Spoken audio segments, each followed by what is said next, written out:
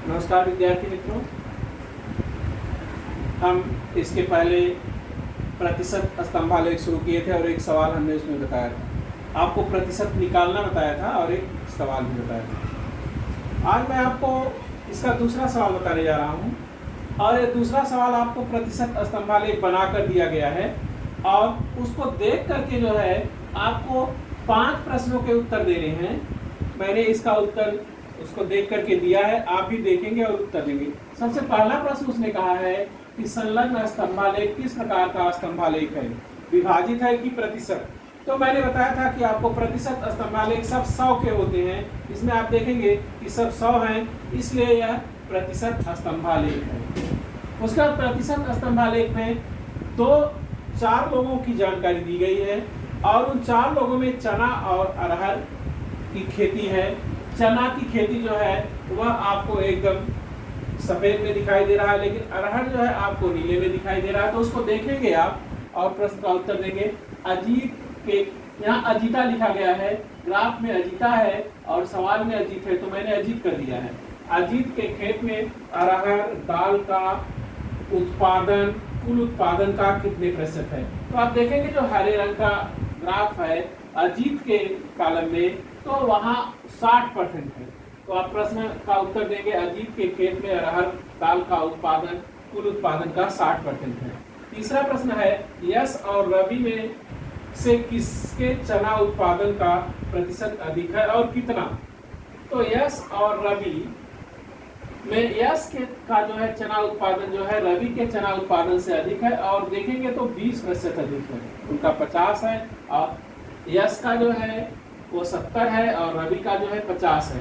तो यश का 20% अधिक है। ग्राफ को देखेंगे आप किताब से। और चौथा है अरहर के उत्पादन का सबसे कम प्रतिशत किसका है। तो ग्राफ में देखेंगे तो चौथा जो स्तंभ है वो है सुधा का। सुधा का जो है अरहर का उत्पादन का प्रतिशत सबसे कम है। आप देखेंगे तो 40% है। पांचवा है सुधा के अरहर तथा चना का उत्पादन कितने प्रतिशत है। तो सुधा का अरहर का उत्पादन 40% है, जो यहाँ से मैंने देखकर बताया, और चना का उत्पादन जो है 60% है। तो इस तरह से आप सवाल को देखेंगे और दिए गए प्रश्नों का हल करेंगे। मैंने आपको लिखकर बताया है, लेकिन आप इसको अपने मन से एक बार पढ़कर करेंगे। और तीसरे सवाल का मैं आपको सारणी बना के बता रहा हूँ, प्रतिशत स्तंभालेख की सारणी कैसे बनेगी। इसके पहले मैंने बताया था जो पहले सवाल में वैसे ही सारणी बनाना है। मैं सारणी बना रहा हूँ और उसके बाद प्रतिशत स्तंभालेख आप उसको खींच लेंगे खुद। आइए दूसरा सवाल जो मैंने कहा था उसमें एक सारणी दी गई है। सारणी में विद्यालय है, पहली दूसरी तीसरी और चौथी 4 विद्यालय हैं। उसमें एक सर्वे किया गया और देखा गया कि वाणिज्य शाखा में और विज्ञान शाखा में रुचि लेने वाले विद्यार्थियों की संख्या। विज्ञान वाणिज्य मतलब जिसे कॉमर्स कहते हो, तो पहले विद्यालय में जो है वह 90 विज्ञान, यहाँ आपको लिखा गया है विज्ञान शाखा में रुचि, इतना नहीं होना चाहिए था। रुचि रखने वाले या रुचि लेने वाले विद्यार्थियों की संख्या, यहाँ भी रुचि लेने वाले विद्यार्थियों की संख्या, इसीलिए मैंने यहाँ भी नहीं लिखा है। और यहाँ कुल विद्यार्थी, तो 90 और 60 मिलाकर कुल 150 हो गए। दूसरे में 60 विज्ञान में है, 20 वाणिज्य में है, तो 80 हो गए। तीसरे में 25 जो है वो विज्ञान में है और 25 जो है वाणिज्य में है, कुल मिलाकर 50 हो गए। चौथी कक्षा में 16 जो है यह विज्ञान में है और 24 वाणिज्य में, कुल मिलाकर 40 हो गए। अब इसमें से किसी एक का हम प्रतिशत निकालते हैं और दूसरे का ज्ञात करने के लिए 100 में से उसको माइनस कर दिया जाता है। तो आप एक का प्रतिशत निकाल करके बनाएंगे, बचा हुआ दूसरा हो जाएगा। तो मैं यहाँ विज्ञान का निकाल रहा हूँ। अगर आप कहेंगे नहीं मैं वाणिज्य का निकालूंगा, तो वाणिज्य का भी आप निकाल सकते हैं, लेकिन मैं विज्ञान का निकाल रहा हूँ। तो विज्ञान में रुचि का प्रतिशत, यहाँ विज्ञान शाखा में रुचि रखने वाले विद्यार्थियों की संख्या होनी चाहिए, लेकिन इतना ही लिखा गया गुणे 100 बटे कुल विद्यार्थी। तो अगर आप वाणिज्य का लिखते तो वाणिज्य में रुचि रखने वाले विद्यार्थियों का प्रतिशत लिखते, समझ रहे हैं। तो यहाँ पर विज्ञान में पहले रुचि रखने वाले 90 विद्यार्थी हैं और 90 गुणे 100 कुल विद्यार्थी है 150। ये 0 से यह 0 कट गया और 3 त्रिका 9 और 3 पचे 15, ये 5 से कटा, 5 से करना 5, 5 दूनी 10, तो 3 गुणे 20, यह बराबर हो गया 20 तिया 60%।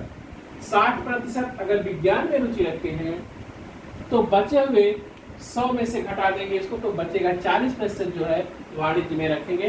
तो आपको एक ही का प्रतिशत बनाएंगे, दूसरा अपने आप आ जाएगा, जैसे मैंने पहले सवाल में बताया था। अब दूसरे में है 60 विद्यार्थी जो है विज्ञान में रुचि लेते हैं, 60 गुणे 100 और कुल विद्यार्थी हैं 80 बटे, यह जो है 0 से 0 कट गया, 2 तिहाई 6 और 2 चौके 8, अब ये 4 से कट गया, 4 एक 4, 4 दूनी 8 और 4 पर 23, तो 3 गुणे 25, 25 तिया कितना प्रतिशत हो गया, 75% विद्यार्थी जो है वह विज्ञान में रुचि रखते हैं। तो बच गए 25% विद्यार्थी, 100 में से इसको घटा देंगे तो 25% विद्यार्थी वाणिज्य में आते हैं। तीसरे विद्यालय में चलेंगे, तीसरे विद्यालय में जो है वह विज्ञान के 25 विद्यार्थी और गुणे 100, कुल विद्यार्थी कितने हैं 50, ये 0 से 0 कट गया, 5 दूनी 10, 25 का हमने 2 में गुणा कर दिया, 25 दूनी 50% विद्यार्थी विज्ञान में रुचि लेते हैं। तो 50% 100 में से घटा देंगे तो बचेगा 50%, जिसको जो कि आपके वाणिज्य में रुचि लेते हैं। चौथा आया 16 विद्यार्थी विज्ञान के लिए, 16 गुणे 100 और बटे 40, ये 0 से या 0 कट गया, 4 के पहाड़े में आता है, 4 चौके 16, 4 गुणे 10 बराबर 40% विद्यार्थी विज्ञान में भाग ले रुचि रखते हैं। तो 100 में से 40 गया, 60% जो है वो वाणिज्य में रुचि रखेंगे। तो इसमें से किसी एक का आप निकालेंगे और दूसरे का 100 में से घटा देंगे तो आपको मिल जाएगा। इस तरह यह जब सारणी पूर्ण कर लेंगे तब जो है इसका आलेख खींचेंगे। अब आलेख कैसे खींचना है, पहले x अक्ष फिर y अक्ष, y अक्ष ऊपर से आता है और x अक्ष नीचे से, मैंने बताया था। खींचेंगे, पैमाना मानेंगे 1 सेमी बराबर 10% विद्यार्थी,